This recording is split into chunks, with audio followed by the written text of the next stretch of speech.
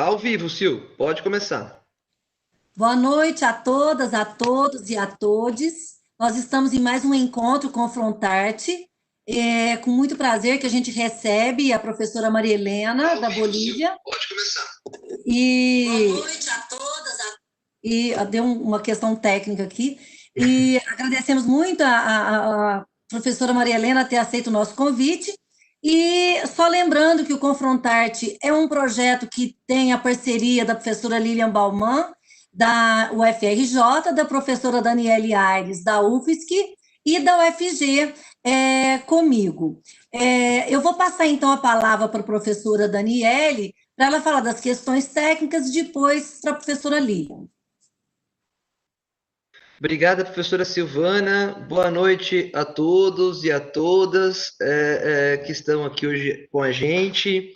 Bem rapidamente, já queria agradecer a professora Maria Helena por se disponibilizar a falar conosco hoje. É sempre um prazer ouvir tantos conhecimentos, principalmente latinos-americanos, que nos enchem de orgulho de fazer parte dessa comunhão de povos dessa região. Pessoal que está no chat do YouTube, bem-vindos, obrigada mais uma vez por estarem presentes conosco hoje. Só reafirmando algumas questões com vocês, para que vocês possam receber todas as informações sobre os nossos eventos, por favor, se inscrevam no canal do GPIC, liguem o sininho ali para que vocês recebam diretamente nos seus celulares ou computadores as informações dos eventos que a gente vai fazendo, tanto do Confrontarte como outros eventos, tá? Sobre o evento de hoje, qualquer pergunta que vocês queiram falar na sessão de perguntas, queiram fazer a professora Maria Helena na sessão de perguntas após a fala dela, podem deixar no chat que a gente vai estar acompanhando e repassando a professora. E como de praxe, os certificados desse evento estarão no site do GPIC, que eu coloco sempre o link aqui no chat, né? Então, sem mais delongas, professora Lilian, passo a palavra a você para fazer a apresentação e a introdução da nossa querida Maria Helena. Boa noite a todas, a todos, a todos que nos acompanham nesses eventos do Confrontarte todas as semanas, às quintas-feiras, às 18 horas. E eu tenho muita alegria de fazer a apresentação da Marilena à tarde, professora na Bolívia, ela é professora e investigadora na Universidade Maior de San Andrés, Universidade Maior de São Simão, Universidade Maior, Real e Pontifícia de São Francisco Xavier de esse nome é difícil, Chuquisaca, na Bolívia.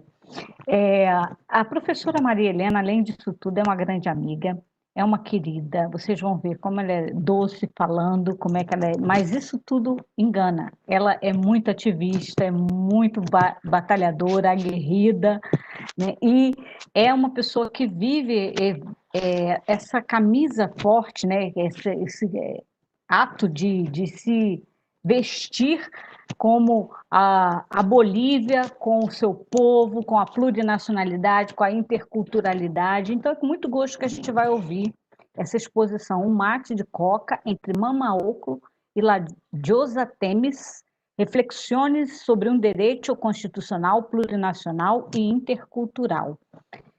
A Maria Helena também participa da Rede de Mulheres Constitucionalistas de América Latina, né, da qual há um grupo de professores que já participaram desses eventos, também faz parte. Então, é com muita alegria mesmo que eu recebo hoje a Maria Helena. A Maria Helena, fica à vontade para falar e para nos brindar com a sua presença.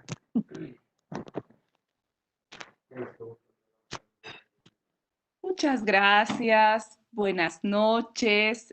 En primer lugar, desde Bolivia, quiero mandar un saludo especial a mi querida amiga, la profesora, a quien admiro y le tengo mucho aprecio, que es la profesora Lilian Balmán, con quien compartimos redes de amistad, redes de convicción, redes de trabajo, justamente en la red de mujeres constitucionalistas latinoamericanas. Querida Lili, gracias por la invitación y gracias además por ser un ejemplo a seguir, un referente en Latinoamérica, especialmente una fuente de inspiración en toda esta tu visión del trabajo sobre la pobreza, sobre los derechos. Así que muchas gracias, realmente muy honrada con la invitación. Quiero agradecer también al proyecto Conforart que me ha invitado esta noche y me ha permitido estar en estos diálogos. Un saludo especial al querido profesor Daniel, a la querida profesora Silvana. Para mí desde Bolivia, tejer estas redes, estos lazos es muy importante, así que muy agradecida con la invitación. Y a todas y todos un saludo desde las montañas andinas, pues qué lindo es precisamente generar estos canales, estos diálogos. Voy a empezar estas reflexiones. Mi ponencia se llama Un mate de coca y un diálogo franco entre Mamaocllu, la diosa Temis, para reflexionar sobre temas de plurinacionalidad y pluralismo. En primer lugar, pido disculpas a todos. Me es muy difícil comunicarme con ustedes en portugués. Yo los entiendo perfectamente, pero voy a presentar estas reflexiones en español. Voy a tratar de hacerlo muy despacio para que todos podamos entendernos. Así que de antemano agradezco su comprensión por la presentación de la ponencia en español. Pues voy a empezar y ustedes me preguntarán, ¿por qué un mate de coca? Bueno, yo tengo justamente aquí un mate de coca. El mate de coca es una bebida sagrada, emerge de una hoja sagrada en la cultura andina, tiene un valor social profundo en la cultura especialmente andina, todas las montañas, y pues el mate de coca pues es un símbolo social que nos invita a la reflexión para ver que el derecho además tiene tanta relación con una visión sentipensante y dialógica. Para empezar a ver el derecho no solo desde las reglas jurídicas, sino de estos procesos dialógicos sentipensantes que nos van a ayudar a entender el derecho desde el arte, nos van a ayudar a ver el derecho desde la poesía y desde el sentir de las diferentes culturas. Entonces, por eso empiezo invocando esta conferencia con el mate de coca y la hoja sagrada desde la cultura andina. Mamaocllu. ¿Quién es Mamaocllu? Mamaocllu es una mítica mujer indígena. Cuenta la leyenda que se fundó precisamente los pilares de la cultura incaica a partir de dos personajes míticos, Manco Cápac y Mamaocllu, y pues ella es un símbolo de la mujer indígena. ¿Por qué la presento en esta exposición? Porque precisamente el cuestionamiento desde los constitucionalismos latinoamericanos es la construcción de derechos desde la voz de los históricamente oprimidos. Y uno de los sectores históricamente oprimidos, como vamos a ir viendo en esta reflexión, es justamente, ha sido siempre, es y todavía será en el marco de estos patrones estructurales de discriminación, la mujer indígena. Entonces, el derecho siempre ha estado reservado además a una élite, generalmente desde la voz de los hombres, desde una élite de la burguesía, de las clases dominantes, y nunca han partido de la narratividad, de la historia, del sentir de quién, de la mujer indígena. Por eso es que en este diálogo el primer personaje es Mama Ocllu, recordando a esa mujer además que fundó la cultura incaica en un lugar tan importante que ustedes lo conocen, en el Cusco, que pertenece a Perú, pero que es fronterizo con mi país, Bolivia, donde se desarrolló esta importante cultura incaica que pues representa a pueblos de tierras altas, pero que también va a graficar la voz de la mujer indígena desde las diversas culturas en mi país. Y me preguntarán ustedes, ¿por qué la diosa Temis? Y cuando vemos a la diosa Temis, la primera mirada que tenemos de la diosa Temis es la venda de la diosa Temis. Y entonces, desde esta narratividad, la diosa Temis grafica un derecho basado en el positivismo jurídico, en las reglas jurídicas, en la igualdad formal, esa ley que mira a todos como iguales, cuando en Latinoamérica, especialmente, ya vemos que no todos somos iguales. Nuestra querida profesora Lilian ya nos habla, por ejemplo, de la brecha de la pobreza, y ahí vemos que no todos somos iguales, no todos tenemos el mismo acceso a la justicia, no todos tenemos el mismo ejercicio de los derechos, lo estamos viendo ahora en pandemia, y entonces, pues el derecho no puede graficar la venda de la diosa Temis. Y entonces este diálogo, esta narratividad a partir del mate de coca, ¿qué nos plantea? Nos plantea reflexionar los pilares de la epistemología del derecho, no desde una lógica de jerarquía, sino a través de medios dialógicos. Y por eso vamos a ver que los nuevos constitucionalismos latinoamericanos, que toda esta visión de los derechos humanos no tiene que ser una construcción vertical, sino más bien debe partir del sentir, especialmente de los históricamente oprimidos como las mujeres indígenas, pero además debe mirar la situación, por ejemplo, de la diversidad cultural. Por eso es que en mi país tenemos un modelo, por lo menos en diseño constitucional, tenemos un Estado plurinacional. El problema es que hemos cambiado nuestra constitución. Lo que no hemos cambiado es nuestro pensamiento monocultural.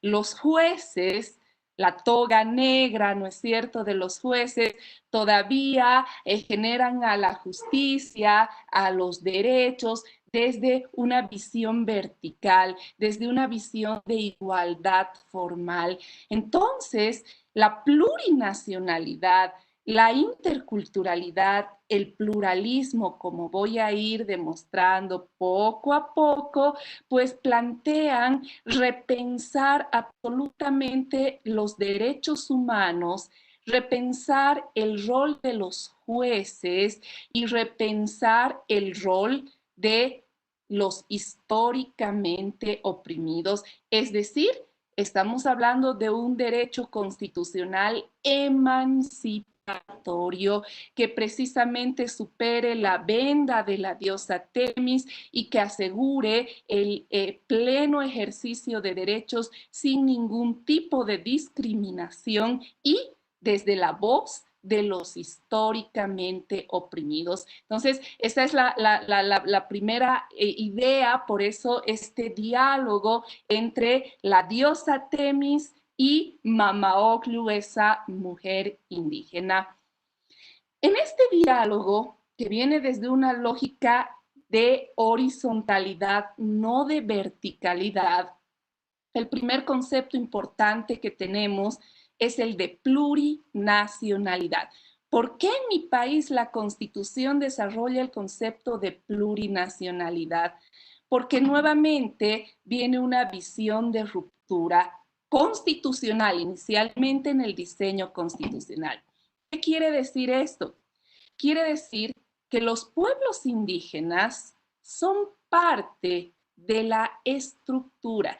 Y este es un punto importante, porque desde Latinoamérica tenemos que reflexionar no en la tolerancia a los pueblos indígenas, porque de lo contrario estamos otra vez en lógicas de la igualdad formal, la diosa Temis vendada, sino más bien los pueblos indígenas desde el diseño, desde la poética, la poesía constitucional boliviana.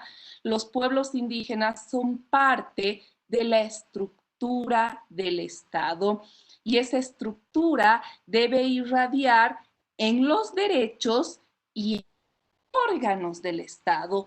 Por eso es que la Constitución boliviana desarrolla una Asamblea Legislativa Plurinacional, un Tribunal Constitucional plurinacional, precisamente porque la construcción de derechos no debe partir de la venda de la diosa Temis, sino debe generar diálogos especialmente que vengan de la diversidad, de los históricamente oprimidos, porque debo decir que hasta antes de la reforma constitucional del 2009 en Bolivia, la historia del constitucionalismo siempre ha narrado un constitucionalismo monocultural desde la mirada de los hombres, además desde una mirada que es una mirada elitista y que precisamente construye los derechos siempre excluyendo a los históricamente oprimidos, cuando en el caso boliviano, a partir del último censo, la mayoría, es decir, más del 60% en mi país se autoidentifica como un pueblo indígena. Entonces, vean cuán importante es mantener este concepto de plurinacionalidad que está en la poesía de la plurinacionalidad de la Constitución. Primer elemento. Segundo elemento en este diálogo entre la diosa Temis y Mamaocllu. Pues Mamaocllu, desde la narratividad de la voz de la mujer indígena, evidencia que debe haber un cambio sustancial. Y es que la plurinacionalidad genera lo que se llama un pluralismo jurídico de tipo igualitario. Otra invitación dialógica desde Mamaocllu a que la diosa Temis se quite la venda y genere estos procesos de diálogo. ¿Qué quiere decir esto? Para los tribunales, para un tribunal constitucional plurinacional como el boliviano, pues en esta poética constitucional quiere decir que cuando estamos viendo un caso como los que les voy a contar enseguida, no solamente tenemos que mirar la ley, y no solamente tenemos que mirar la ley desde las formas que además pueden generar élites que siempre han excluido a los históricamente oprimidos. Y entonces se rompe desde esta poética constitucional, se rompe el mito del legalismo. La ley no es la única fuente directa de derecho. También las normas, procedimientos, cosmovisiones de las naciones y pueblos indígenas, originarios, campesinos, son fuente directa de derechos. Miren qué importante es esto en este diálogo, porque los jueces en este diálogo no pueden fallar solo en base a la ley, porque por lo general la ley, como en los casos que les voy a contar, pues van a poner siempre obstáculos formales, porque por lo general no van a mirar a los históricamente oprimidos. Entonces, la voz desde la plurinacionalidad plantea precisamente un pluralismo jurídico de tipo igualitario. Pero miren cómo desde esta poesía constitucional los derechos humanos se van a mirar desde la plurinacionalidad el pluralismo jurídico de tipo igualitario y un tercer elemento importantísimo que es la interculturalidad. Esto es importantísimo en Latinoamérica porque la interculturalidad plantea la complementariedad. Por eso en esta narratividad, Mama Ocllo invita a la diosa Temis a un mate de coca, es decir, a esa bebida de diálogo, de comunión, de complementariedad. ¿Por qué? Porque no podemos generar espacios diferenciados. Un espacio para los pueblos indígenas y otro espacio para los que no son de los pueblos indígenas. No, en un Estado plurinacional los métodos debe existir complementariedad. Y eso implica que los derechos humanos se miran desde otros métodos, ya no desde el principio de universalidad, la dignidad humana comprendida para todos, no, sino que invita al Tribunal Constitucional, por ejemplo, en el caso boliviano, a quitarse la venda y a utilizar otros métodos.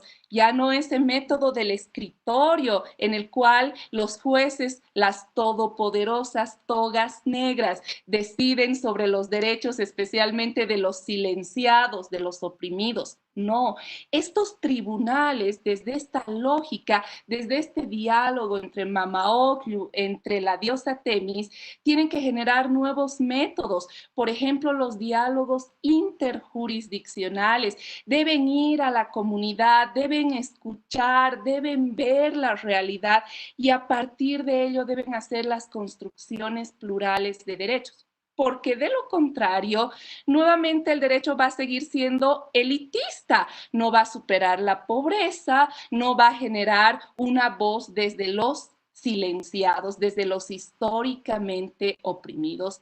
Por ejemplo, resalto una buena práctica de la Corte Interamericana de Derechos Humanos, en el caso Sarayaku versus Ecuador, fue la primera vez en la cual la Corte Interamericana de Derechos Humanos, más allá de las audiencias que suele tener en San José de Costa Rica, fue la primera vez que los magistrados y magistradas fueron a la comunidad, entendieron la visión, compartieron, escucharon ¿a quién? Al pueblo indígena, desde su realidad.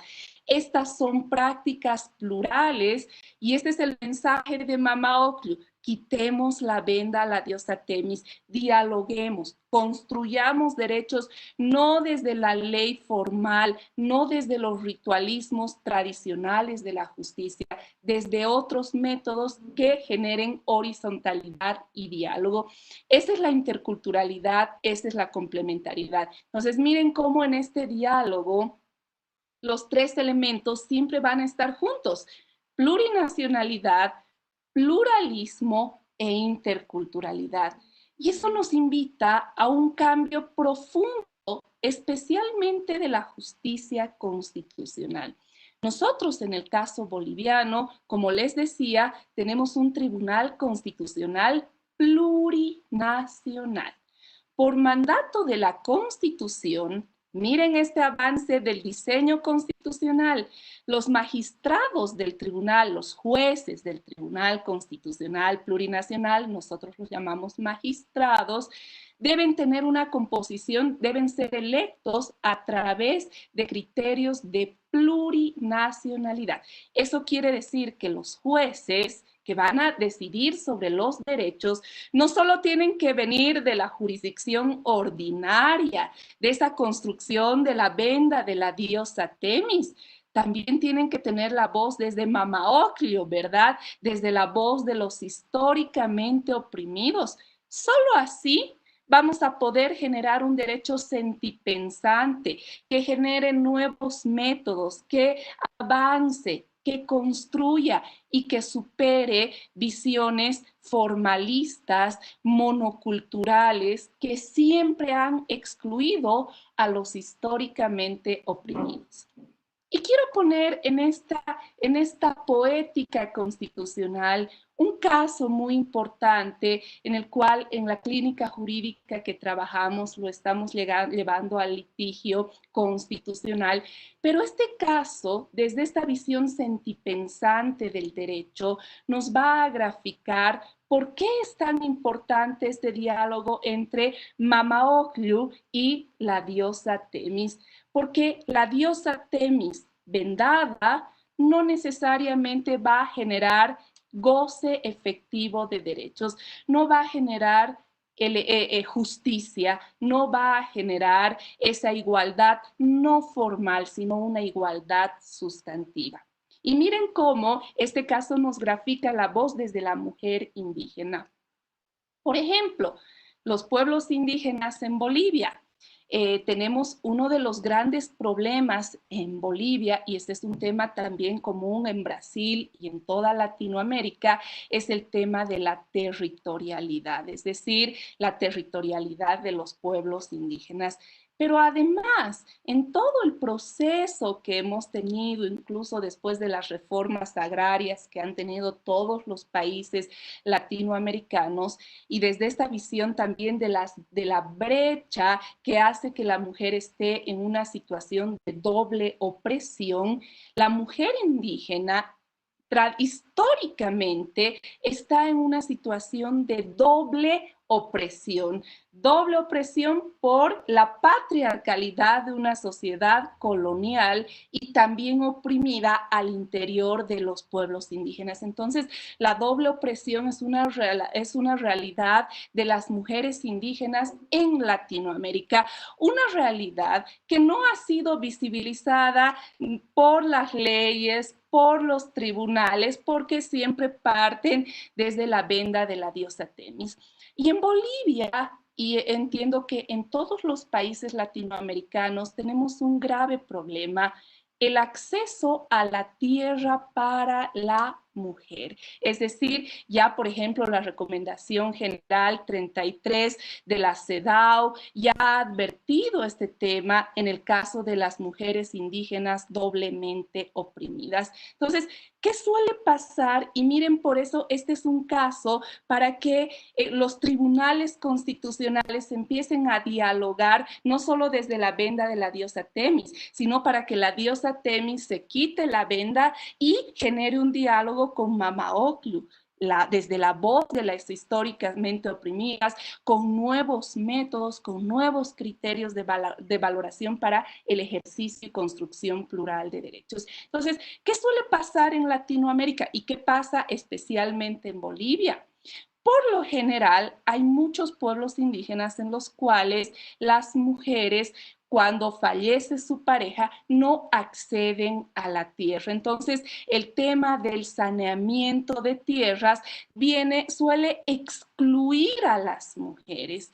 Y esta situación, por lo general, no ha merecido la tutela de los tribunales constitucionales. ¿Por qué? Por las formalidades a las cuales tienen que someterse las mujeres indígenas y que los tribunales pues nunca han razonado ni han valorado las pruebas desde la realidad de la mujer indígena. Entonces, en Bolivia existe lo que se llama el proceso de saneamiento, cuando hablamos de saneamiento individual, por ejemplo, de tierras agrícolas vinculadas a mujeres campesinas, y en estos casos suelen hacer los procedimientos de saneamiento con el INRA, que es una entidad estatal destinada a la titulación de tierras, todas las autoridades indígenas con las autoridades públicas, que por lo general suelen excluir a la mujer indígena. Entonces, toda la delimitación de la tierra se realiza a partir de la voz de ¿quién? De los hombres, porque nuevamente la mujer es doblemente oprimida. Entonces, además, en esos procesos de medición, las mujeres firman, sí, pueden llegar a poner, a estampar la firma, pero no necesariamente pues participan bajo un ejercicio real de los derechos. Entonces, hay muchos casos en los cuales a partir de estos procesos de saneamiento, como en el caso que les cuento de una mujer indígena, además adulta mayor, pues a partir de estos acuerdos y de los deslindes, los documentos, esta mujer es excluida de su tierra, su único medio de sustento, además siendo mujer indígena y mujer adulta mayor. Entonces, cuando estos casos llegan a la justicia, ¿qué hace la justicia? La justicia nuevamente con la venda de la diosa Temis, pero la mujer firmó la verdad formal. Entonces, prima en los tribunales y en la construcción de derechos la verdad formal, la igualdad formal, que nunca mira la real situación en la cual se puede encontrar, por ejemplo, una mujer indígena doblemente oprimida. Entonces, ¿qué se plantea desde la plurinacionalidad, desde el pluralismo? Precisamente construir los derechos, hacer que los derechos se ejerzan desde la voz de los directamente oprimidos. ¿Qué tiene que hacer un tribunal constitucional? No ver el documento de igualdad formal, porque eso implicaría una barrera al acceso a la justicia infranqueable para miles de mujeres indígenas. Entonces, vean cómo cambian los métodos. ¿Qué tiene que hacer un tribunal constitucional? Tiene que generar diálogos interjurisdiccionales, tiene que ir a la comunidad, tiene que entender, tiene que además mirar otras fuentes de derecho, por ejemplo, las voces también de las autoridades indígenas, como sus certificaciones. Por ejemplo, tienen que tener una plena validez como una certificación de cualquier otro estado porque vivimos en un estado plurinacional. Y entonces, desde estos nuevos métodos del derecho, más allá de la formalidad, debe prevalecer la justicia material que asegure enfoques de género, enfoques de interseccionalidad, enfoques de interculturalidad. Entonces, vean cómo un tribunal constitucional, cuando la diosa Temis se quite la venda y genere los diálogos con Mamaoglu, va a superar barreras al acceso a la justicia y va a garantizar los derechos a quienes, a los históricamente oprimidos. Ese es el planteamiento del mate de coca entre la diosa Temis y Mamaoglu. Y en Latinoamérica vemos que surgen dos corrientes, porque esta nueva visión plantea sin duda un activismo judicial. Y entonces viene la otra voz que dice, no, un activismo judicial es peligroso, ¿no? Ir más allá de la ley es peligroso. Y claro, un activismo judicial es peligroso cuando los derechos solo se van a mirar desde la igualdad formal, pero el activismo judicial ha sido uno de los que ha generado la progresividad de derechos siempre a partir y para los históricamente oprimidos. Por lo tanto, el activismo judicial en un Estado plurinacional no es absoluto, por supuesto, tiene límites, tiene criterios que en el caso boliviano están en la propia Constitución, pero también es una esperanza para que los históricamente oprimidos puedan llegar a los tribunales, tengan voz, y por eso es importante generar estos procesos dialógicos. Esto plantea los nuevos constitucionalismos latinoamericanos. Vean cómo la poesía tiene mucho que ver con el derecho, porque ese derecho ya no puede ser un derecho vertical. La poesía es una forma de manifestación de los derechos humanos y por eso es que esta visión plantea un derecho pensante, no desde un pensamiento vertical, sino desde un pensamiento horizontal que dé voz a quienes, a los símbolos, a los históricamente oprimidos. ¿Puede ser posible este tema? Pues ese es el planteamiento desde un mate de coca y un proceso dialógico entre la diosa Temis y Mamao. Ese es un panorama, ese es el horizonte, esa es la poesía. Lamentablemente, y voy a referirme al caso boliviano, hemos tenido una de las constituciones, podría decir yo, más progresistas a nivel de derecho comparado. La Constitución de 2009 emergió de un proceso constituyente, además, en el cual sí tuvieron voz los pueblos indígenas, los históricamente oprimidos. Pero ¿cuál fue el problema? Y aquí sí invoco uno de los grandes autores latinoamericanos, Roberto Gargarella, que nos dice que el problema de Latinoamérica es sus salas de máquinas. Podemos tener constituciones muy garantistas. El problema es que el pensamiento monocultural, incluido el pensamiento de nuestro Tribunal Constitucional, a pesar de nuestra Constitución, a pesar de esta poética de la plurinacionalidad, del mensaje de quitar la venda a la diosa Temis y generar diálogos desde las voces de los históricamente oprimidos, no ha llegado al Tribunal Constitucional. Tenemos más de 10 años de vigencia de la Constitución y nuestro Tribunal Constitucional sigue teniendo un pensamiento monocultural. Tan es así que en estos 10 años de vigencia, a diferencia de lo que hizo la Corte Interamericana, en el caso que les comentaba, Sarayaku versus Ecuador, lo único que ha hecho el tribunal es utilizar los peritajes antropológico-culturales, que sí es un medio importante, pero todavía sigue siendo un medio mediado, no directo. No ha ido hasta ahora a un solo pueblo indígena, no ha desarrollado un solo diálogo interjurisdiccional, a pesar de ser un tribunal constitucional plurinacional.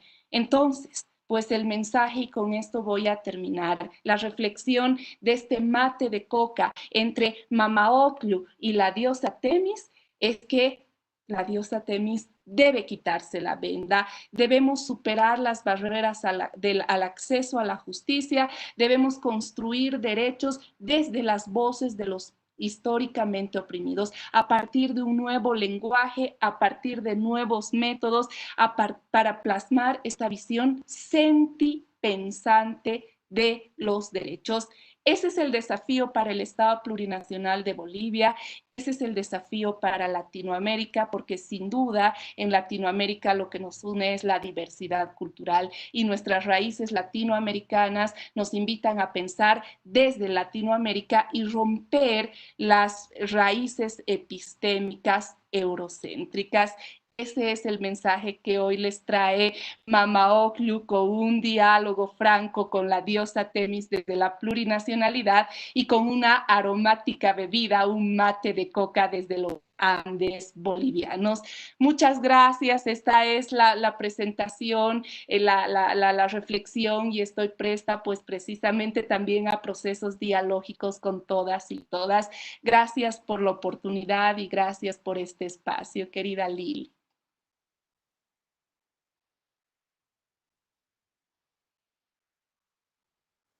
Muito obrigada, Maria Helena. Foi uma ótima leitura que você fez dessa conjugação entre a indígena e a justiça tradicional, convencional, que nós sempre quase que endeusamos realmente, né? Fazemos aquela imagem de uma justiça moralmente inatacável, uma justiça que parece que tem todas as respostas das cartas que estão sobre a mesa, e essa justiça que é tão falha, né? Ela não é inerrática, ela erra, ela se equivoca, ela não se envolve, ela é elitista, ela muitas vezes legitima o que não está sequer previsto nos textos constitucionais. E aí, com base nisso, eu já vou começar a fazer as perguntas, né? Porque o nosso público pode fazer as perguntas no chat, mas a gente já começa provocando. Bom, aqui no Brasil nós temos, dentro da Corte Constitucional brasileira, que não é bem uma corte, não é um tribunal constitucional, é uma jurisdição com atividades jurisdicionais constitucionais, mas não é exclusivamente isso. E nosso sistema permite que, em algumas situações, o próprio tribunal convoque via audiências públicas, via amicus curiae, uma participação da sociedade num processo. Mas não há esse diálogo intermitente, não, sabe? Esse diálogo é só pontual. Em alguns momentos, o tribunal sente essa necessidade de legitimar as suas decisões e convoca, né? Isso existe também na Bolívia? Funciona, não funciona? O Tribunal Constitucional de vocês dialoga com mais frequência ou não dialoga? Como se dá esse processo, né? Muchas gracias por la pregunta. Bueno, yo además quisiera a partir de esta pregunta establecer un punto importante, porque toda esta lógica del pluralismo también emerge de un avance importante, sí, en el derecho internacional de los derechos humanos, ¿no? Entonces, no nos olvidemos que este diálogo de Mama Ocllo y de la diosa Temis para Latinoamérica tiene un avance primero en el convenio 169 de la OIT. Los artículos 8, 9 y 10 del convenio 169 de la OIT claramente ya cuestionan el tema de los tribunales, primero a partir de un rol jurisdiccional, pero que también mire la diversidad. Es decir, fue un avance en el derecho internacional. Luego tenemos el convenio, aparte del convenio, tenemos la Declaración de Naciones Unidas sobre Derechos de los Pueblos Indígenas. Entonces, los estados que hayan ratificado este estado no necesitan reformar sus constituciones, es decir, este diálogo no solamente tendría que ser aplicable para el caso boliviano, que sí tiene una reforma constitucional. No nos olvidemos que estos instrumentos, desde que son ratificados, forman parte del bloque de constitucionalidad. Pero además tenemos la Declaración Americana sobre Derechos de Pueblos Indígenas, que también plasma un avance importante en libre determinación y toda esta visión del pluralismo, que muchos estados no la han ratificado. De hecho, Bolivia no la ha ratificado. Pero, ¿cómo se asume? Pues en el derecho internacional de los derechos humanos tenemos varias fuentes del derecho, ¿no? Una sí son los tratados y otra es vía costumbre internacional. Entonces, todos los principios de pluralismo, aun cuando no hubieran sido ratificados estos estados, por ejemplo, por Brasil, por Argentina, por Colombia, sí deben ser respetados por costumbre internacional porque es una fuente directa de derecho y ha tenido un avance en el derecho internacional de los derechos humanos. Además que los estándares de la Corte Interamericana también desde el principio de progresividad generan obligaciones internacionales. Por ejemplo, Brasil ha ratificado la competencia de la Corte Interamericana y por lo tanto estos estándares importantes son progresivos. Es decir, entonces en una primera línea, ¿es necesaria una reforma constitucional? No, porque los estados y los jueces deben cumplir porque deben ejercer control de convencionalidad. Entonces, estos diálogos obligan a todos los estados, por ejemplo, que son parte del sistema interamericano de protección de derechos humanos. Segundo punto. Estas nuevas formas dialógicas, primero, una lógica son los diálogos interjurisdiccionales directamente con los pueblos indígenas, que esto emerge de obligaciones internacionales y que obliga a todos los estados. Pero además tenemos otra segunda vía de estos mecanismos dialógicos, porque aquí viene la palabra y sigo el criterio de un gran constitucionalista latinoamericano, que es el profesor Paul Córdoba, que tiene un libro muy importante que dice, tienen los jueces la última palabra y pues precisamente estas cortes constitucionales, tribunales constitucionales o por ejemplo cortes supremas como en Brasil o en Argentina, que no tienen un tribunal constitucional, pero sí tienen una Corte Suprema que también es un garante del bloque de constitucionalidad, pues también utilizan mecanismos como los amicus curiae, las veedurías ciudadanas, que son un mecanismo de construcción plural y de democratización de los derechos. De hecho, la Corte Interamericana en su reglamento contempla los amicus curiae y ya los regula como estos mecanismos dialógicos dialógicos para el debate público. En el caso boliviano, sí, el Tribunal Constitucional viene utilizando, por ejemplo, los amicus curiae, sí. Ahora estamos con el tema de las veedurías ciudadanas. En temas, por ejemplo, hemos tenido un gran avance el año pasado en la sentencia 49-2019 vinculada a estándares de independencia judicial, que es un tema muy controversial en mi país, y se ha logrado que se cambie la jurisprudencia nefasta que tenía el Tribunal Constitucional a partir de amicus curiae que ha presentado la sociedad civil. Entonces, sí se viene utilizando. Claro que no en la medida en la cual debiera utilizarse. En el tema del aborto, por ejemplo, también ha sido una sentencia relativamente progresista, aunque nos falta, por supuesto, pero también, por ejemplo, aquí se han utilizado en la sentencia 206-2014 amicus curiae, ¿no? Entonces, sí se utiliza, pero nos falta. Lo que no ha utilizado el Tribunal Constitucional son los diálogos interjurisdiccionales con los pueblos indígenas, a pesar de que nosotros tenemos procedimientos constitucionales como la acción popular, un procedimiento de consulta directa de autoridades indígenas al Tribunal Constitucional, o sea, son procedimientos interculturales. El tribunal lo único que ha terminado haciendo es lo que hace la Corte Constitucional de Colombia, los peritajes antropológico-culturales, que sí son importantes, pero que nunca van a suplir la voz de los históricamente oprimidos. Entonces, ese es el desafío para un tribunal constitucional plurinacional y para cualquier corte, no importa que no tengan tribunal constitucional, pero cualquier corte que sea garante de derechos fundamentales tiene que utilizar estos mecanismos, y por eso sin necesidad de reforma, porque el bloque de constitucionalidad, los instrumentos internacionales ya consagran, y el pluralismo ha sido un avance, y un avance especialmente desde Latinoamérica. Entonces, por eso esta visión de los nuevos constitucionalismos latinoamericanos plantea esta otra voz, ¿no? Es este otro avance.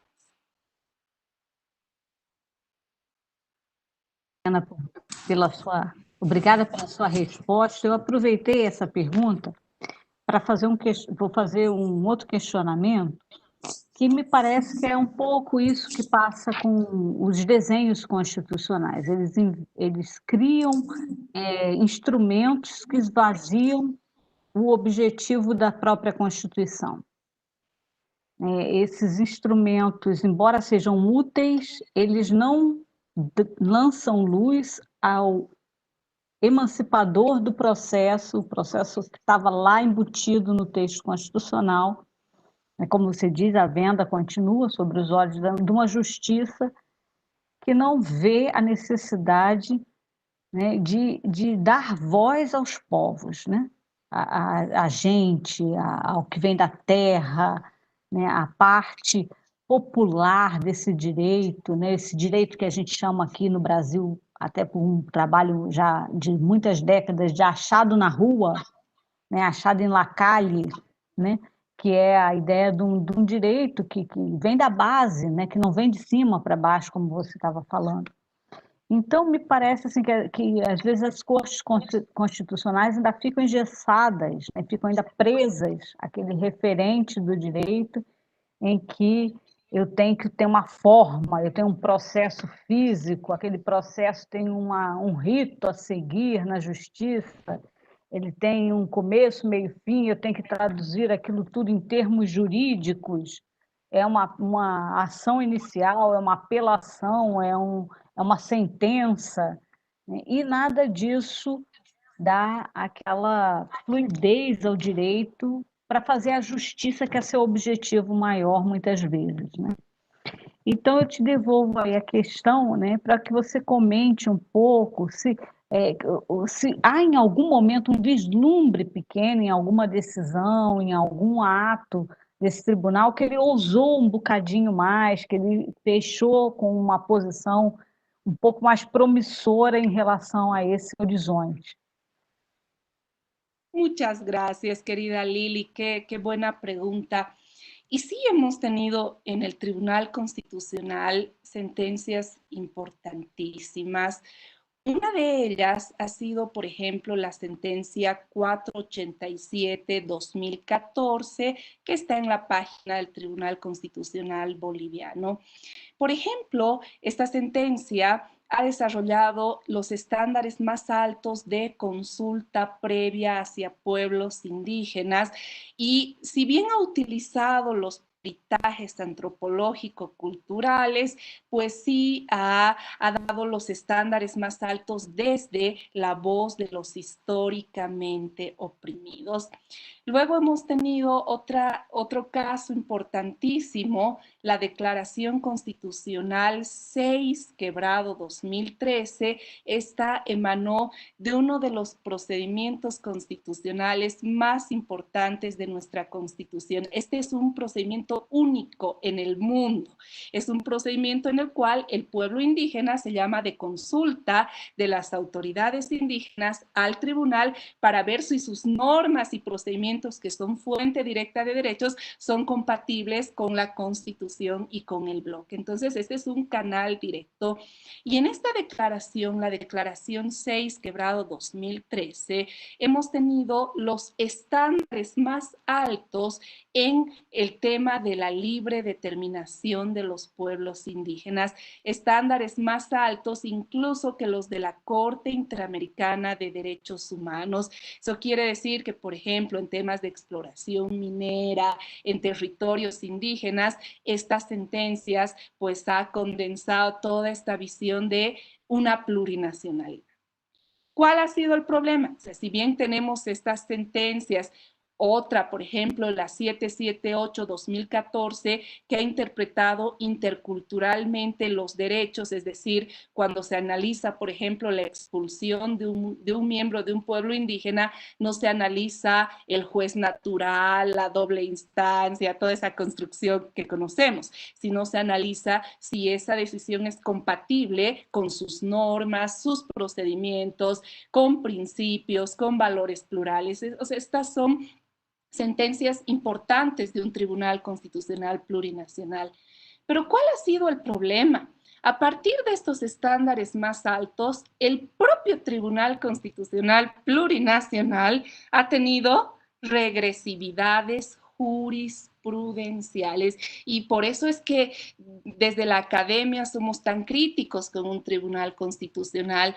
¿Por qué? Porque estos reconocimientos tan progresivos que sí los hemos tenido, pues también en algunos casos van generando regresividad y eso es lo que más nos preocupa desde esta academia crítica, dialógica, porque podemos construir derechos y ser un referente en interpretación plural, argumentación, pero lamentablemente los retrocesos evidencian que ha pervivido raíces de pensamiento constitucional monocultural que va retrocediendo y que no permite aplicar estas líneas como las que les cuento, que son muchas, tenemos más, pero digamos que estas son las más importantes, pero que también quedan aisladas porque vienen otros entendimientos absolutamente monoculturales, en los cuales los pueblos indígenas, por ejemplo, por barreras al acceso a la justicia, directamente sus peticiones no son escuchadas por temas de forma, ¿no?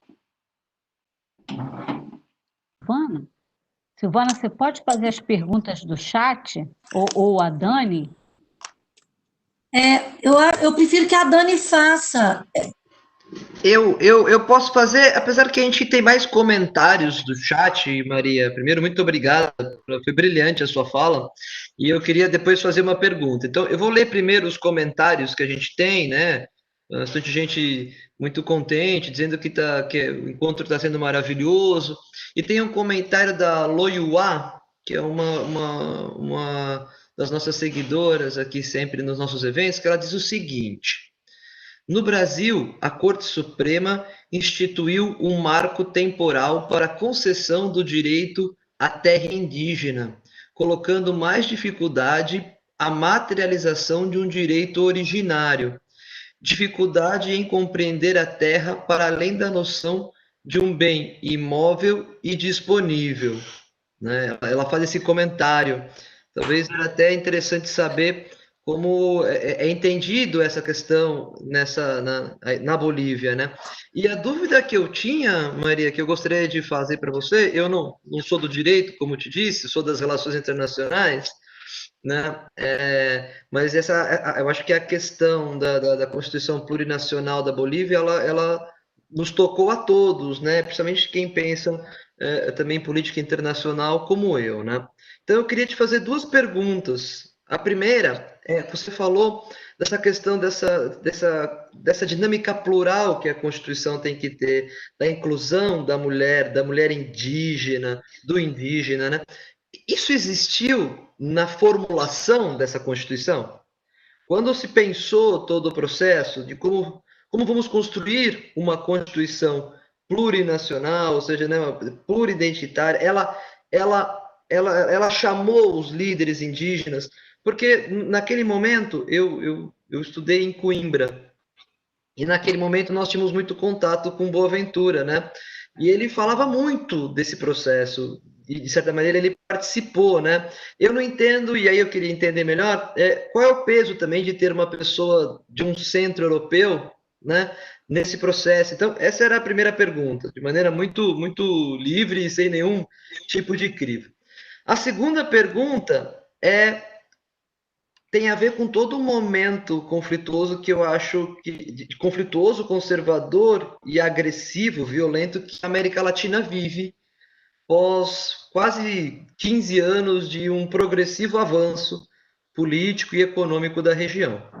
E a minha pergunta, e a gente vê, e aqui eu acho que é um olhar mais político do que necessariamente jurídico, mas o que vemos é que as constituições da região da América Latina quase sempre são mais manipuladas pelas forças políticas, fazendo com que elas tenham uma fragilidade em manter-se e serem obedecidas, né? Qual é a ameaça, qual é o perigo que a Constituição boliviana plurinacional sofre hoje frente a esse novo governo que se instalou na Bolívia de forma, ao meu ver, ilegal, que possa vir a retirar todos os direitos que foram construídos e toda a individualidade jurídica tão bela que essa Constituição criou para a nossa compreensão do que é a justiça, do que é o direito. Obrigado, Maria. Obrigado. Obrigado, querido Daniel. Gracias por las preguntas. Y voy a ir punto por punto. Primero, el comentario de esa transitoriedad de la Corte Suprema en temas de territorio. Bueno, desde Derecho Comparado hemos visto con preocupación un caso Raposa do Sol, no sé si lo pronuncio muy bien, muy famoso. Pues desde la plurinacionalidad y desde la evolución del derecho internacional de los derechos humanos, este es un típico caso de regresividad de los derechos, porque Brasil, Bolivia, todos los estados, ¿cómo deben cumplir sus obligaciones internacionales? Pues deben cumplir de buena fe. Y en temas de derechos a la territorialidad, sí debo decir que la Corte Interamericana de Derechos Humanos ha tenido avances importantísimos. Primero tenemos un caso importantísimo en el cual hemos visto que desde el Aguastigny fue el que fundó la línea del derecho a la territorialidad de la propiedad comunal, interpretó extensivamente el artículo 21 de la Convención Americana de Derechos Humanos y generó deberes reforzados para todos los estados, incluyendo Brasil, Bolivia, más allá de su normativa interna de respeto y garantía de derechos. Luego tenemos otros casos como Yaqueaxa versus Paraguay y muchos otros más que han marcado un hito en temas de derechos a la territorialidad definitiva, de buena fe, etc. Entonces, sí vemos a partir de ese caso como académicos que sí ha existido una regresividad y también aquí es importante instar a Brasil, a Bolivia, a Argentina al ejercicio del control de convencionalidad, ¿no? Entonces, cuando tienen una norma interna y hay una norma internacional o un estándar, pues los tribunales tribunales, ¿qué tienen que hacer? Deben ejercer control de convencionalidad y deben aplicar de manera directa los estándares en temas de derecho a la territorialidad de los pueblos indígenas. Los estándares están muy claros y ese concepto de transitoriedad que nos mencionaba nuestra amiga que hacía el comentario, pues no responde, o sea, hace que Brasil puede incurrir en responsabilidad internacional. Brasil, Argentina, Bolivia, todos los estados que no respeten esta progresividad, pues pueden incurrir en responsabilidad internacional, porque tú bien sabes que cuando se ratifica la Convención Americana de Derechos Humanos implica que los estados deben cumplir sus obligaciones de buena fe. ¿Sí? Eso en primer lugar. Segundo lugar, el proceso para llegar a la Constitución. Y agradezco mucho la pregunta, querido Daniel. ¿Por qué?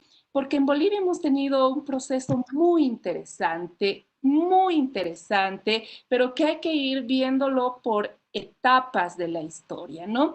Primero, Bolivia empezó como república, nuestra primera constitución data de 1826, toda la época de las independentistas en Latinoamérica, ¿no? Entonces, nos consagramos en 1826 como con una constitución republicana en la cual tenían solamente participación política los hombres que eran propietarios y que sabían leer y escribir. Es decir, la democracia estaba reservada a una élite. Las mujeres, los indígenas, absolutamente discriminados. Y esto fue sucediendo, o sea, por eso les digo, la historia de invisibilización fue un patrón común en Bolivia y en Latinoamérica. Y los pueblos indígenas empezaron a tener luchas internas, ¿no? De hecho, en 1945, en Bolivia se desarrolló el primer Congreso Indígena, que fue un punto de ebullición de los derechos y que vino también paralelamente con un proceso de derecho internacional, ¿no?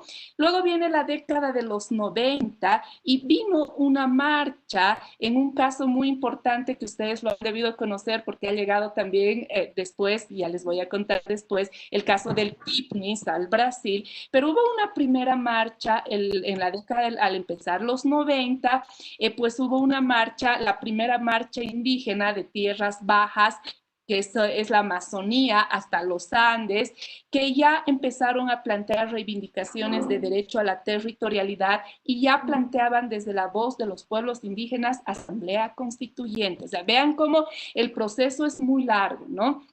Y entonces también estos movimientos indígenas tuvieron mucha influencia por el avance del convenio 169 de la OIT, que además sustituyó el convenio 107, que planteaba una visión asimilacionista de los pueblos indígenas, y el 169 pues planteaba una visión de reivindicación. Yo creo que el convenio 169 de la OIT ha puesto un punto esencial, neural, con la historia de los pueblos indígenas. En mi caso, en el caso boliviano, pues miren cómo las marchas, esta primera marcha por la dignidad del territorio de la década de los 90, ya empezó a desarrollar la voz de asamblea constituyente, que luego fue confluyendo en nuevos proyectos que planteaban restitución territorial, vean cómo el problema siempre ha sido territorio, y reconstitución de las instituciones propias, que ya era la voz de los pueblos de tierras altas.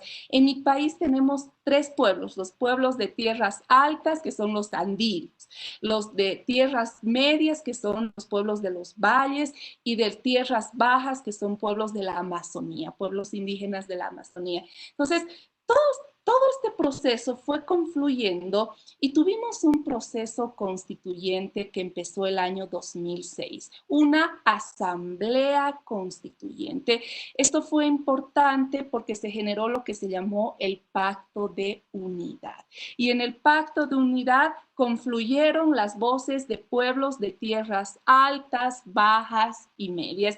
Y aquí sí, nosotros pues reconocemos muchísimo el trabajo, por ejemplo, de Boaventura Boaventura de Sousa Santos, que en este proceso constituyente tuvo una voz académica muy importante, debo decir, porque todas estas, o sea, fortaleció a los movimientos indígenas en Bolivia, ¿no? Boaventura tuvo una influencia directa, una mujer que marcó un hito también en el constitucionalismo y en el pluralismo, Raquel Irigoyen, que fue parte también del proceso constituyente, o sea, pues fueron importantes en toda esta construcción. Y entonces este proceso constituyente concluyó con la Constitución de 2009, aprobada por referendo constitucional. Una de las características de estos constitucionalismos latinoamericanos y creo yo desde la experiencia boliviana, es muy importante los procesos constituyentes. Las reformas constitucionales tienen que partir de procesos constituyentes lo suficientemente plurales. Plurales me refiero a pueblos indígenas, a mujeres, a personas LGBTI, históricamente excluyentes, para que la Constitución no sea una Constitución de élite, sino más bien plantee, o sea, sea formulada desde la voz de los históricamente oprimidos. Entonces, sí, en Bolivia hemos tenido una Constitución con un proceso constituyente muy importante, histórico, pero también desde el 2009 hemos tenido un después.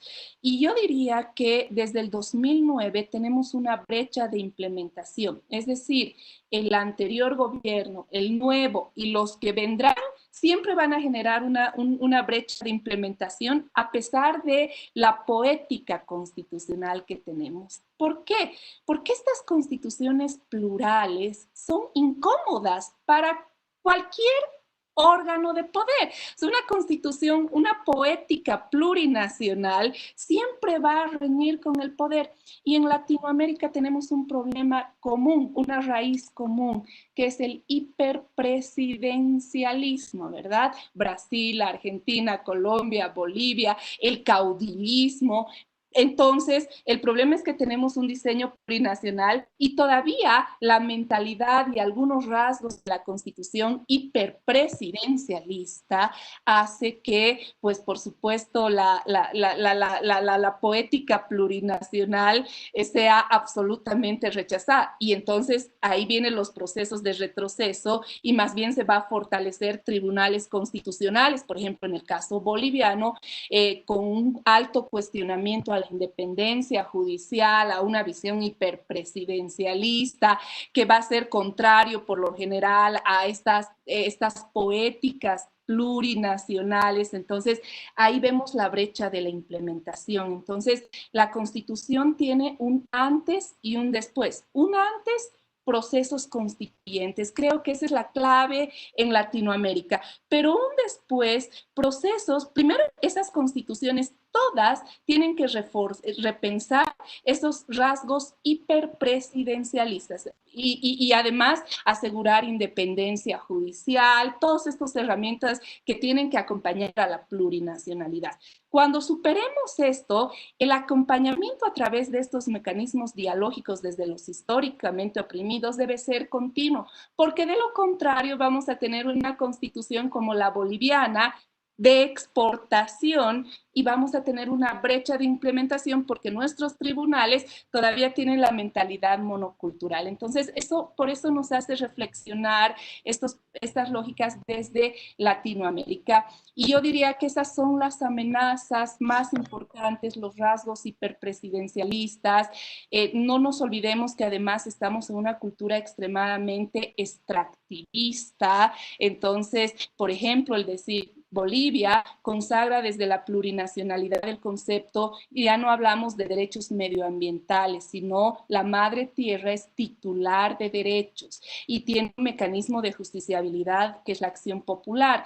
Entonces, estas lógicas son absolutamente contrarias a políticas extremadamente extractivistas que son parte de toda Latinoamérica. Entonces, estas políticas extractivistas, todo el capital, todo un poder que, pues, todos los hilos del extractivismo pues hacen que es una de las amenazas cuando no tenemos independencia judicial realmente consagrada. Tenemos algunos rasgos de hiperpresidencialismo que se traduce en la composición de los tribunales constitucionales, por ejemplo, en el caso boliviano. Entonces, esas son las amenazas y yo diría que más allá, y creo que este es un desafío para los constitucionalistas y para los activistas, realmente más allá de que prevalezca una visión de derecha o de izquierda, lo más importante es tener una constitución plural, con herramientas que aseguren que especialmente los históricamente oprimidos van a ser respetados en sus derechos. Porque si tenemos este tema, no importa quién es el poder, lo importante es que la constitución, esa poética constitucional, va a tener una materialización. Así que para Latinoamérica veo que esa es una amenaza y creo que es una amenaza común, compartimos estos temas y también un desafío para seguir trabajando desde este diálogo de Mama Ocllo y la diosa Temis. Maria, muitíssimo obrigado pela sua resposta, brilhante. Eu vou ler uma pergunta que chegou aqui no nosso chat, feita pelo professor José Quiro Tavares, né? Ele diz o seguinte: prezada Maria Helena, obrigada pela sua contribuição que nos estimula, não apenas na esfera acadêmica, mas sobretudo no fortalecimento de nossos ideais mais profundos. Gostaria de saber como está a compreensão epistemológica de um constitucionalismo plurinacional e intercultural, se ele dialoga com o sistema de justiça boliviano. Yo agradezco muchísimo la pregunta del profesor y en el caso boliviano es muy importante porque, como les decía, el constitucionalismo, desde esta lógica de enclave plurinacional, enclave intercultural, parte de una ruptura epistémica y eso implica que tenemos un sistema plural de fuentes jurídicas, como les decía. La ley, esa ley que emerge de la Asamblea Legislativa, no es la única fuente directa. También tenemos las normas, procedimientos de los pueblos indígenas que son fuente de derecho y que debe ser utilizada por un juez penal, sí, por un tribunal constitucional, sí, porque genera complementariedad. Pero además, en el caso boliviano, el diseño constitucional ha establecido, tenemos varias jurisdicciones. Tenemos la jurisdicción ordinaria, donde están los jueces penales, los jueces civiles, etc. Tenemos la jurisdicción indígena, originaria, campesina. Tenemos la jurisdicción agroambiental y las otras jurisdicciones especializadas. Vean cómo la jurisdicción indígena, y esto implica una ruptura epistémica desde el diseño constitucional, la jurisdicción indígena tiene la misma jerarquía que la jurisdicción ordinaria. En Bolivia, por lo menos desde la poética constitucional, los jueces ordinarios, un juez penal es tan juez como un juez de la jurisdicción indígena, originaria, campesina, y lo que hay que fortalecer son mecanismos de coordinación y diálogo. El problema es que los jueces ordinarios no han terminado de aceptar que los jueces de la jurisdicción indígena son tan jueces como ellos. Entonces, nuevamente, tenemos una poética constitucional, pero la mentalidad de los jueces no ha cambiado.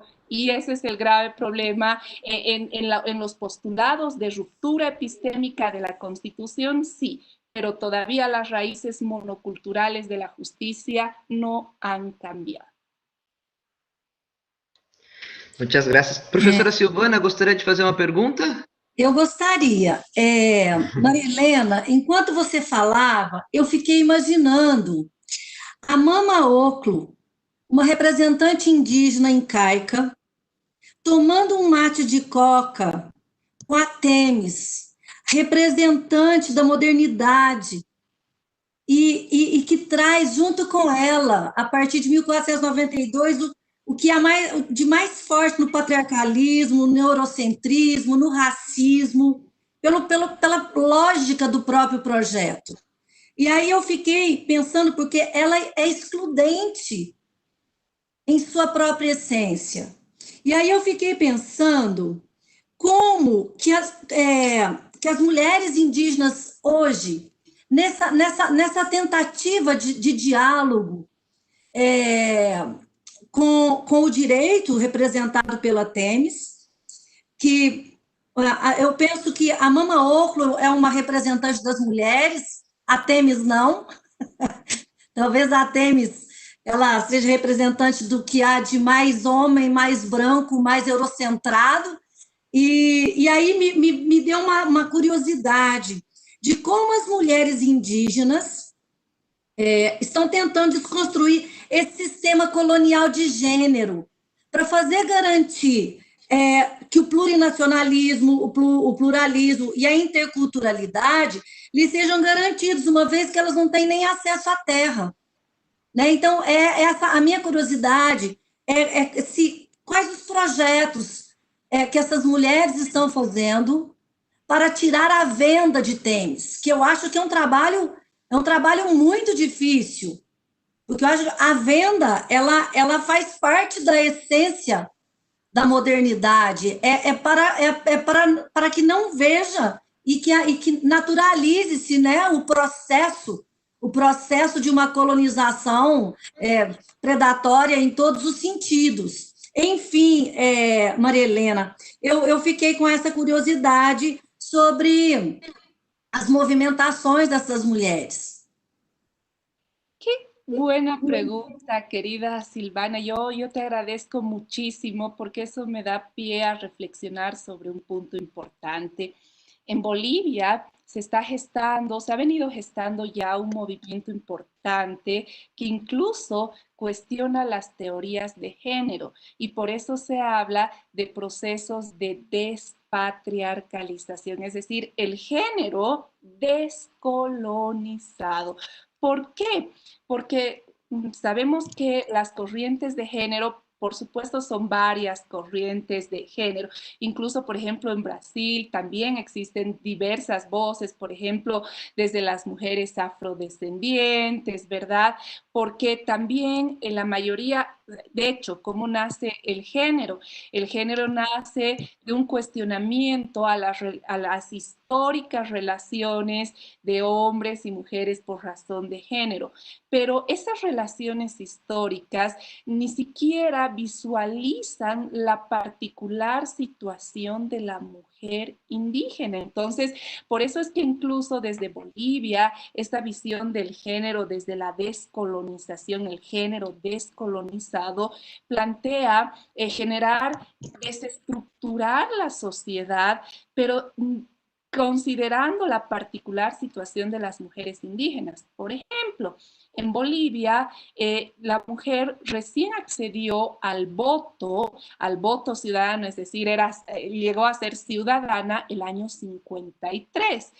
Pero el voto todavía estaba visualizado desde una corriente de género, pero que miraba ¿a quién? A la mujer citadina, a la mujer burguesa, ¿no es cierto?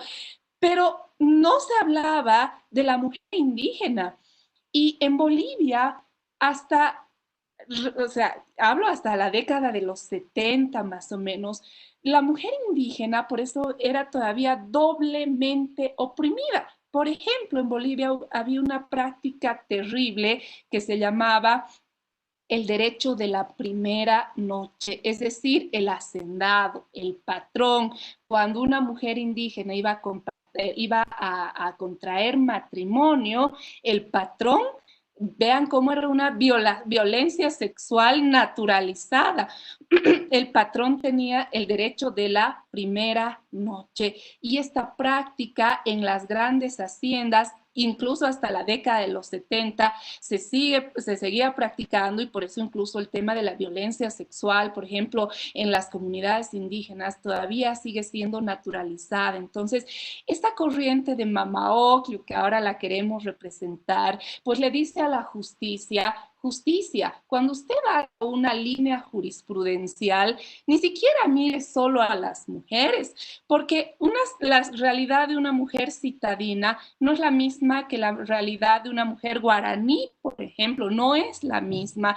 Entonces, justicia, venga a la comunidad, vea nuestra situación, entienda cómo además somos doblemente oprimidas, y por eso es que esta corriente plantea la descolonización incluso de las corrientes del género.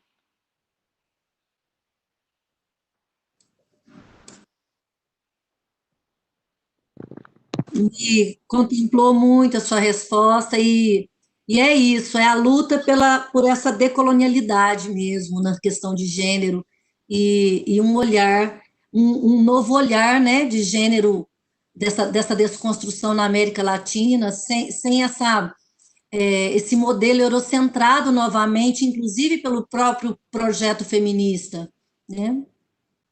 Así es. Muchas gracias por la pregunta. Eu que agradeço. Muchas gracias. Professora Lilian, nós não temos mais perguntas no chat. Se você quiser, nós já estamos perto da nossa hora de encerramento também.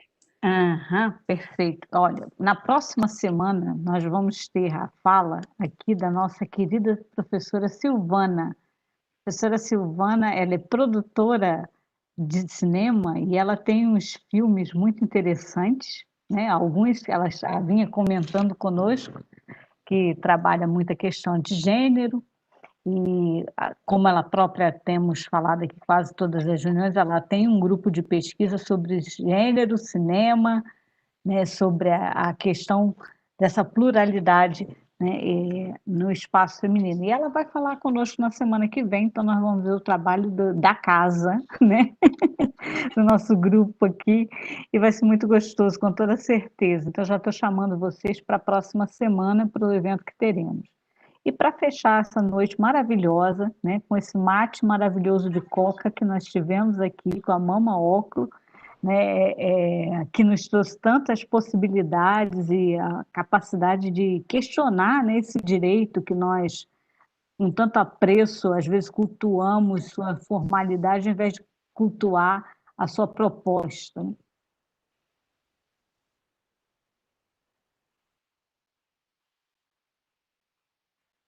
Oi, professora Lilian, eu acho que travou um momento de muita reflexão, um momento de muita alegria, um momento de muita militância, inclusive, né? Nos convida a trabalhar mais por essas causas. Então, te agradeço, Maria Helena, e deixo aqui a palavra para que na próxima semana a gente tenha a oportunidade de estar juntos mais uma vez. Dani, só lembra aí a questão do certificado para a gente fechar a live. Tá. Então, primeiro, eu também queria agradecer, professora Maria Helena, muito obrigada pela aula que você nos deu hoje. Para mim foi muito bom saber mais sobre esse processo todo da Constituição boliviana, e acho que nós deveríamos ter cada vez mais informações para que possamos ter efetivamente um processo de defesa dessas bases tão importantes para que a justiça realmente chegue a todos na América Latina. Então, muito obrigado.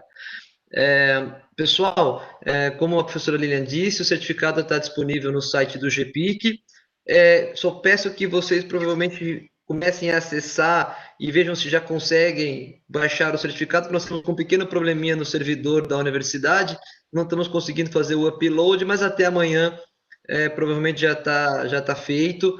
Às vezes isso acontece porque tem muita gente acessando o sistema da universidade e acaba tendo essas dificuldades tecnológicas, tá? Mas o certificado já vai estar lá no site do GPIC, eu já coloquei o site ali no chat, fiquem à vontade de acessar e baixar o certificado, tá? Então, não sei se a professora Silvana também quer fazer algum encerramento, uma fala, professora Silvana. Só gostaria de agradecer mais uma vez a Maria Helena por ter trazido uma fala tão rica para nós, e a partir de um mate de coca. E eu espero que a gente tenha a oportunidade de ainda tomar um mate de coca juntas. Viu? Muitíssimo obrigada por dividir com a gente essa fala tão linda, tão profunda e de uma forma tão delicada. Muitíssimo obrigada, Maria Helena. Muchas gracias. Yo quiero agradecer profundamente primero a mi querida amiga Lilian Balmante, una profesora a quien admiro muchísimo, compañeras de lucha, además compañeras de ideales. Muchas gracias, querida Lili, por esta invitación, por este espacio que en lo particular realmente me ha gustado muchísimo. Quiero agradecer al profesor Daniel. Muchas gracias por esa apertura, por haberme recibido con tanto cariño en Brasil. Muchas gracias a la profesora Silvana, igual, por esa recepción, por haberme hecho sentir tan bien. Disculpen a todos el español, espero que haya quedado claro, pero como les digo, no existen barreras y esta es una forma de tejer interculturalidad, de tejer plurinacionalidad y de tejer pluralismo. Estos son espacios tan ricos que nos invitan a ver a los abogados el derecho no solo desde las leyes, ¿no? Sino desde espacios, qué lindo compartir con la literatura, con el cine, con el arte, porque el derecho pues materializa precisamente todas esas expresiones. Así que yo desde Bolivia espero, como dice la profesora Silvana, ya tendremos la oportunidad de tomarnos, espero que sea aquí en mis montañas andinas, de tomarnos un mate de coca y pues seguir celebrando la diversidad cultural y la hermandad entre el Estado Plurinacional de Bolivia y Brasil. Muchas gracias, muy honrada con su invitación y pues yo también voy a seguir estos ciclos desde Bolivia y aquí tienen una amiga y a todas y todos gracias por esta participación y gracias por este tiempo dedicado. Un gran abrazo desde Bolivia. Abraço a todos da Bolívia também, povo querido, e as amigas daqui do Brasil. E até a próxima semana aos nossos assistentes. Tchau, gente. Boa noite. Tchau, graças.